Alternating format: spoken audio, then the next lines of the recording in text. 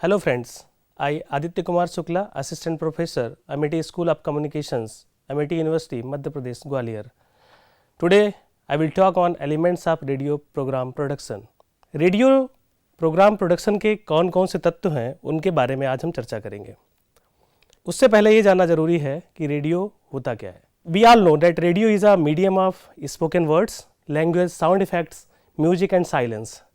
These all 5 elements makes radio a medium, a mass medium. It is for them who are not able to write. It is also for them who are not able to see anything by eyes.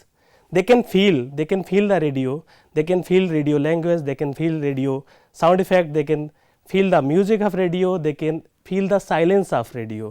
So some elements are required to take care of while scripting any program for radio and while production of any radio program. These 5 elements are radio programme production के 5 तत्व जो बहुत महत्वपूर्ण हैं। उनमें सबसे पहले आता है स्पोकन वर्ड्स, क्योंकि रेडियो केवल भाषा का माध्यम है, बोलने का माध्यम है, इसलिए स्पोकन वर्ड्स का बहुत अधिक महत्व बढ़ जाता है। दूसरा है लैंग्वेज। लैंग्वेज मीन्स भाषा, हम किस तरह की भाषा का यूज कर रहे हैं रेडियो में। रेडियो में भाषा का बहुत ज़्यादा महत्व है। भाषा हम कैसे यूज कर रहे हैं, अगर हम ज़्यादा हैवी भाषा यूज करते हैं तो लोगों को वो समझने में दिक्कत आती है। Sound effects, we will explain it in next slides. Music and silence. Spoken words, we all know that words are the powerful elements. Words because word create pictures. Those who are not able to see anything, for those the word create pictures, the word create image. For the imagination of the presence of any human being, the words are powerful elements. So the modulation of words are also required for the effectiveness of the radio programs. Language, we all know that the radio is a medium for all. For all means for those who are not able to write, who are not able to understand the typical words, who are not able to see anything. So for those we should prefer a simple language which will be understandable by common man. If we use heavy words for presenting our program, you are not able to communicate your key ideas of the program. Now the third one is sound effects.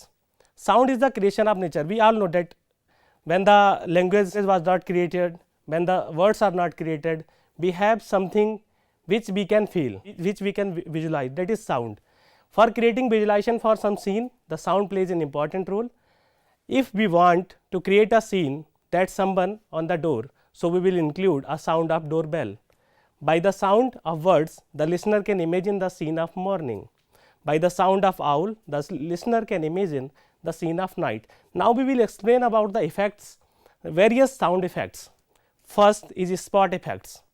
Spot effects means जो त्वरित effects होते हैं, जिनको त्वरित बनाना होता है, ऐसे effects जैसे हम डोर क्लोजिंग का इफेक्ट बनाना चाहते हैं तो हम डोर क्लोजिंग का साउंड इफेक्ट डालेंगे. गन शॉट, किसी ने किसी को शूट किया है, अगर हम दिखाना चाहते हैं, विजुलाइज कराना चाहते हैं तो हम गन शॉट का साउंड इफेक्ट डालेंगे. इसके अलावा जो जैसे कुत्ते भौंकने की आवाज़ है, चिड़ियों के चहचहाने की आवाज़ है, इस तरह की आवाज़ों को हम स्पॉट इफेक्ट्स बोलते हैं. Atmosphere effect.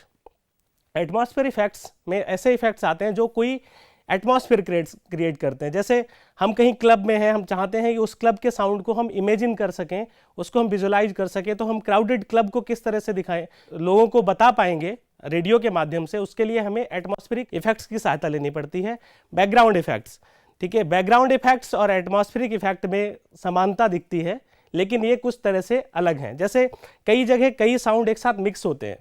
आपने देखा होगा, आप रेलवे स्टेशन पे हैं, मान लो, तो वहाँ लोगों की आवाज़ भी है, अनाउंसर की आवाज़ भी है, और साथ में ट्रेन आ रही है उसकी आवाज़ भी है. तो इस तरह के इफेक्ट्स को क्रिएट करने के लिए बैकग्राउंड इफेक्ट्स डाले जाते हैं, जहां मिक्सर होता है कई इफेक्ट्स का.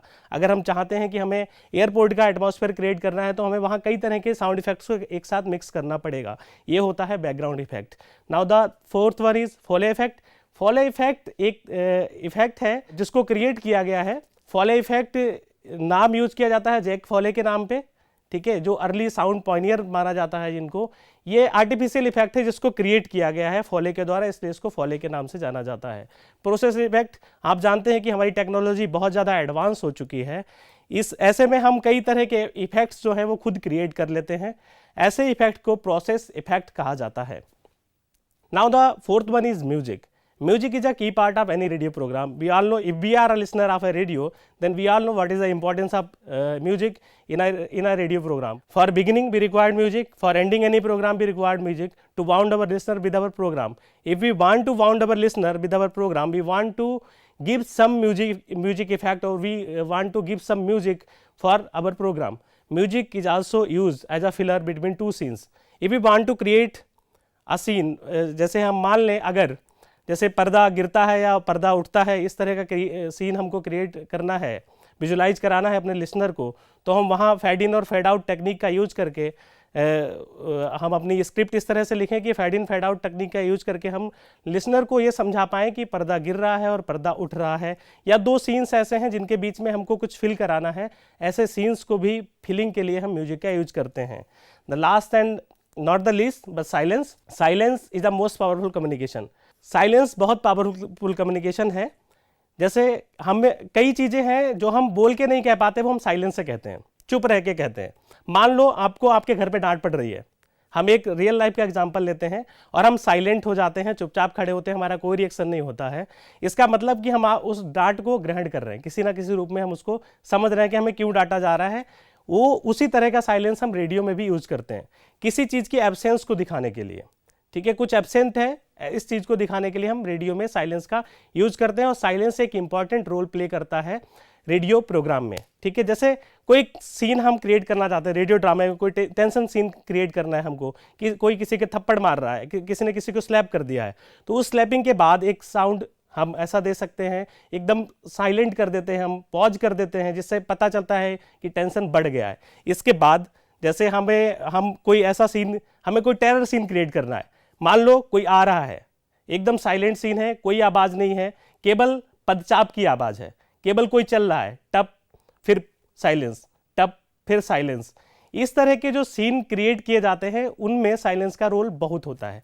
इसके अलावा लेकिन साइलेंस कई बार रेडियो प्रोग्राम्स के लिए खतरा भी सिद्ध होता है. उसके पीछे रीजन है, अगर हमने लंबा साइलेंस दे दिया तो लिसनर जो है, लिसनर जिस तरह से हमसे कनेक्ट है उसी तरह से हमसे दूर भी हो सकता है. इसलिए हमें साइलेंस का यूज करते समय ये ध्यान रखना चाहिए कि हम किस तरह साइलेंस का यूज करेंगे और अपने लिसनर को किस तरह से कनेक्ट कर पाएंगे अपने प्रोग्राम से.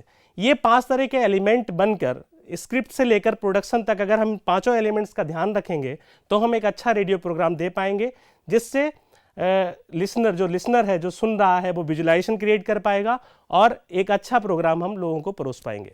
धन्यवाद.